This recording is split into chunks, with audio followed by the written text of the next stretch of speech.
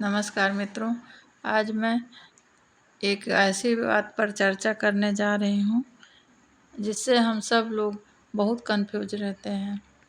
अगर हम शिव पुराण पढ़ते हैं तो शिव जी की ही महिमा उसमें सब बताई जाती है।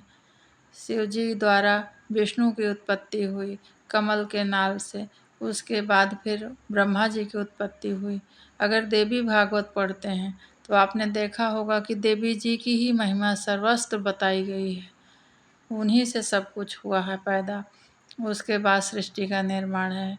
अगर हम भागवत जी देखते हैं, पढ़ते हैं, सुनते हैं तो हमें श्री हरि विष्णु और कृष्ण राधा यही सब का बताया गया है। सब कुछ यही है, भगवान यही हैं। अगर गणेश महिमा पढ़ते हैं तो हमें गणेश जी का ऐसा लगता है कि गणेश जी का ही सब बनाया हुआ सृष्टि का पूरा प्रथम गणेश जी हैं पूजनीय। तो हमें ऐसा लगता है कि कन्फ्यूजन में है कि क्या करें, किनकी पूजा करें। हमारे जैसे भोले भाले लोग हैं जो उनको समझ नहीं आ रहा है कि किसकी पूजा करनी चाहिए, श्रेष्ठ कौन है।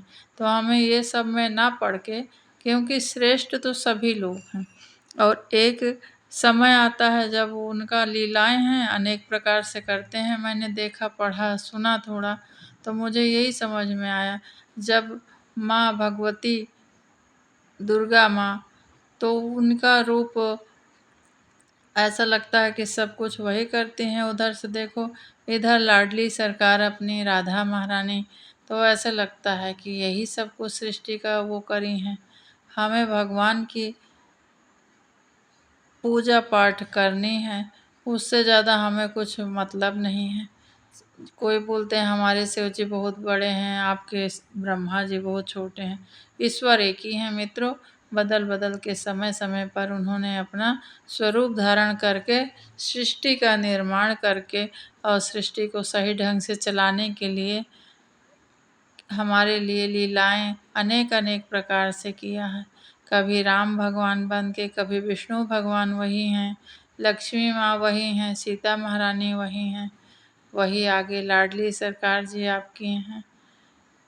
तो हमें पूजा पाठ का और माला करने का, जप करने का वो करना चाहिए। ये सब में नहीं पढ़ना चाहिए कि कौन छोटे भगवान हैं, कौन बड़े भगवान हैं। भगवान एक ही हैं, विष्णु भगवान, राम भगवान, कृष्ण भगवान, ये तीनों एक हैं। और बाकी जो देवता हैं, सभी देवताओं में श्रेष्ठ महादेव हैं। और जो भी है मेरे को जानकारी उतना मैंने आपको बताया। उम्मीद करती हूँ मित्रों कि इससे कुछ हम समझेंगे, सीखेंगे। क्योंकि ये आजकल बहुत, ये मंदिर मत जाएं, वो छोटे हैं, ये बड़े हैं, इससे मतलब नहीं। परमात्मा सब एक ही है, एक ही अंश है। अगल अलग अलग करके लीलाएं होती हैं।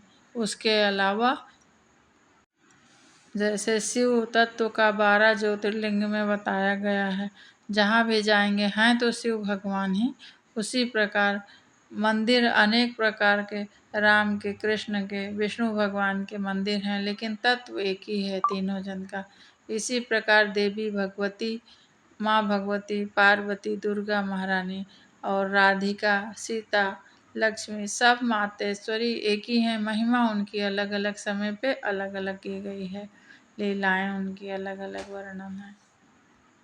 एक चीज़ और मित्रों, प्रातः समय ज़रूर आप 4 बजे नहीं तो 5 बजे उठ जाएं। भले दिन में थोड़ा देर विश्राम कर लीजिए। इस समय उठकर अपने शरीर पर थोड़ा व्यायाम वगैरह करिए। उसके बाद सूर्य निकलने के पूर्व अगर हम उठ जाते हैं और सूर्य को अर्घ देते हैं तो हमारे दिन प्रतिदिन कांति बढ़ती है, खिलती है, दिनचर्या हमारी अच्छी होते जाती है। हम आजकल इतने बीमार रहने लगे हैं, भगवान की कृपा से सब स्वस्थ रहें, लेकिन प्रातः उठना बहुत ज़रूरी है। प्रातः उठकर 6 बजे के पहले एक आरती ज़रूर हो जाए। इससे भगवान का भी प्रसन्नता बढ़ती है और हमारा स्वास्थ्य भी अच्छा होता है। मित्रों, पहले मैं भी प्रातः उठने का कभी प्रयास नहीं करती थी, हमेशा 6-7 बजे उठती थी।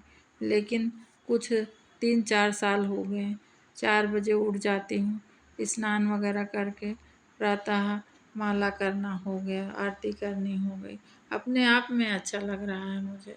प्रत्येक व्यक्ति से यही आग्रह करूँगी कि प्रातः उठकर कम से कम भगवान सूर्य देव ना निकलने पाएँ, उनसे पहले आप उठ जाइए, उनकी आरती करिए, माँ भगवती की आराधना करिए।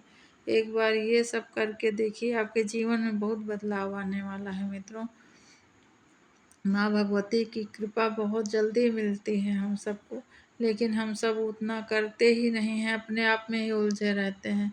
हमारा सर्वस्त्र खराब हो रहा है, लेकिन जो है ए- ए- पूजा पाठ का बहुत आजकल कम हो गया है।